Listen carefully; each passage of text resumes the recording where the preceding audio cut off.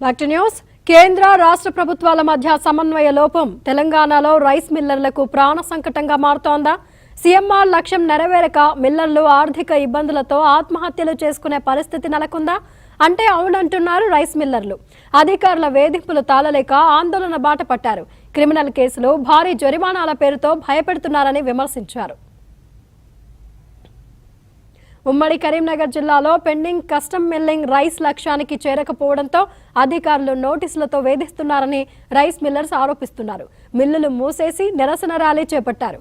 ప్రభుత్వం వెసులుబాటు ఇచ్చి మిల్లర్లను ఆదుకోవాలని కలెక్టర్కు వినతి పత్రం సమర్పించారు. ఉమ్మడి కరీంనగర్ జిల్లాలో 836 రైస్ మిల్లులుంటే అందులో 280 మిల్లులకు అధికారులు నోటీసులు జారీ చేశారు. బ్లాక్ లిస్టులోనూ చేర్చేందుకు చర్యలు చేపట్టడంతో మిల్లర్స్ ఆందోళన చెందుతున్నారు. కరీంనగర్లో రైస్ మిల్లర్స్ ఆందోళనపై మరింత సమాచారం మా కరెస్పాండెంట్ విజేందర్ రెడ్డి అందిస్తారు. తెలంగాణలో రైస్ మిల్లర్స్ రోడ్డెక్కే పరిస్థితి ఏర్పడింది. సీఎంఆర్ లక్ష్యం నెరవేరక ప్రభుత్వ అధికారులు వేధింపులకు గురి చేస్తున్నారనేది ఉమ్మడి కరీంనగర్ జిల్లా వ్యాప్తంగా కూడా రైస్ మిల్లర్స్ ఈరోజు కలెక్టరేట్కి చేరుకొని అధికారులకు వినతి పత్రాలు సమర్పించే పరిస్థితి కనిపిస్తుంది. ఇప్పటికే 25% జరిమానాతో పాటు 12% వడ్డీ కూడా వేయడంతో చాలామంది రైస్ మిల్లర్స్ ఆర్థిక ఇబ్బందులతోటి ఆత్మహత్యలు చేసుకుంటున్నారనేది ఆవేదన చెందుతున్నారు. ఇక్కడ రైస్ మిల్లర్స్ ఉన్నారు. చెప్పండి సార్, ఎక్కడికి వెళ్ళి వచ్చారు? అసలు ఈరోజు మీరు రోడ్ ఎక్కడానికి ప్రధాన కారణం? సార్, మాది కరీంనగర్ జిల్లా. నేను రైస్ మిల్లరు. నేను 21-22లో నా ఇండస్ట్రీ స్టార్ట్ చేసిన. ఇప్పుడు 21-22 సంవత్సరంలో అప్పుడున్నటువంటి తెలంగాణ రాష్ట్ర బీఆర్ఎస్ ప్రభుత్వం అప్పుడు పంట దిగుబడి ఎక్కువ వచ్చింది కాబట్టి మిల్లింగ్ కెపాసిటీ కంటే ధాన్యాన్ని మాకు గోదాములు సౌకర్యం లేకుండా ఆరు బయట దించి ఇచ్చిండ్రు. అప్పుడు అకాల వర్షాల వల్ల అప్పుడున్నటువంటి అధికారులు మా మీద ప్రెషర్ తీసుకొచ్చి మా జిల్లాలో కాదు రాష్ట్ర వ్యాప్తంగా కూడా ఈ సంఘటన జరిగింది. ఎక్కువ ధాన్యం దించి మిల్లింగ్ కెపాసిటీ వేసిండ్రు. తర్వాత క్రమంలో ఏం జరిగిందంటే మా ధాన్యం ఖరాబ్ అయిపోయింది. ఖరాబ్ అయిన తర్వాత ఈ క్వాలిటీ బాగాలేదని బియ్యం FCI కానీ సివిల్ సప్లై కార్పొరేషన్ డిపార్ట్మెంట్ కానీ ధాన్యం సేకరించి తీసుకోలేదు. మేమేం చేసినాం, వాటిని ఏం చేయాలి, నష్టపోయినా పర్వాలేదని చెప్పి మేము లిక్కర్కి అమ్ముకున్నాం. లిక్కర్గా అమ్ముకొని ఆ డబ్బులతో మళ్ళీ రైతుల దగ్గర నేరుగా కొనుగోలు చేసి మేము గవర్నమెంట్కి ఇవ్వాల్సినటువంటి 100% 21-22 డ్యూ చెల్లించినాం. అయిన తర్వాత మీరు ఇన్ టైంలో బియ్యం ఇవ్వలేదని చెప్పి మా మీద బలవంతంగా 25% అని జుర్మానాలు విధిస్తూ నెక్స్ట్ క్రాప్లా మాకు ఇవ్వలేదు. ఈ గవర్నమెంట్ ఇప్పుడు ఉన్న గవర్నమెంట్ ఈ రెండు ప్రభుత్వాల మధ్య కూడా ఆ రాష్ట్ర బీజేపీకి ఉన్న TRS ప్రభుత్వాలు రెండు ప్రభుత్వాల మధ్య సఖ్యత లేకుండా బియ్యం కేంద్ర ప్రభుత్వం బియ్యం తీసుకోవాలి. 4 నెలలు బియ్యం పెండింగ్ ఉండి మిగిలి డిస్కలర్ మారినాయి. 8 నెలలు.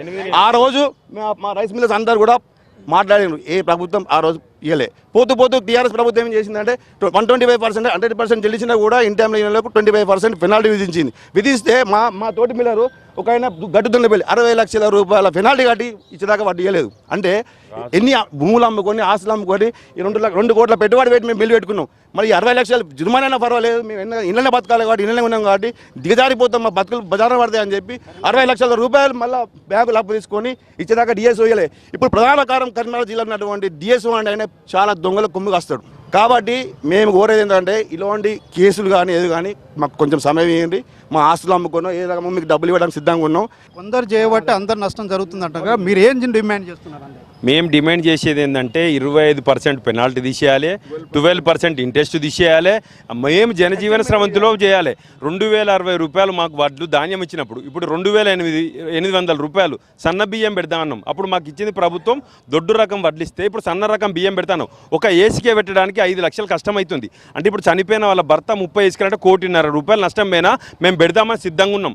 మాకు ప్రభుత్వాన్ని ఆదుకోవాలి. మాకు ముఖ్యమంత్రి గారికి మాకు సమయం ఇవ్వాలి. మమ్మల్ని ఒక చర్చలకు పిలవండి, మా సమస్యలు తీర్చండి. మేము అప్పులు కట్టడానికి సిద్ధంగా ఉన్నాం. మాకు ఒక 4 వాయిదాలు ఇచ్చి మాకు ధాన్యాన్ని ఇచ్చేది ఉంటే మా మిల్లులు నడుస్తాయి. మా కింద ఒక 100 మంది బతుకుతారు. రైస్ మిల్లర్స్ చాలా ఆవేదనతోటి ఆందోళన వ్యక్తం చేయడం జరుగుతుంది. ఎందుకంటే ఉమ్మడి కరీంనగర్ జిల్లాలో 836 రైస్ మిల్లులు ఉన్నాయి. అందులో 280 రైస్ మిల్లర్లకు బకాయి పడడం జరిగింది. అయితే వీరందరికీ కూడా కొంత వెసులుబాటు ఇస్తే ప్రభుత్వానికి చెల్లించాల్సిన బకాయి కూడా చెల్లిస్తాము, కొంత వెసులుబాటు ఇవ్వాలనేది రైస్ మిల్లర్స్ డిమాండ్ చేయడం జరుగుతుంది. కరీంనగర్ జిల్లాలోనే కాదు రాష్ట్ర వ్యాప్తంగా కూడా రైస్ మిల్లర్స్ అంటే రాష్ట్రంలో ఉన్నటువంటి రైస్ మిల్లుల్లో దాదాపు 1/3 రైస్ మిల్లర్స్ ఇలాంటి సమస్యను ఎదుర్కొంటున్నారనేది రైస్ మిల్లర్స్ ఆవేదనతో ఆందోళన వ్యక్తం చేస్తున్నారు. మరి ప్రభుత్వం ఎలాంటి చర్యలు తీసుకుంటుందనేది వేచి చూడాల్సిన పరిస్థితి ఏర్పడుతుంది. విడుదల అజింతో కరెస్పాండెంట్ విజేందర్ రెడ్డి, TV5 కరీంనగర్.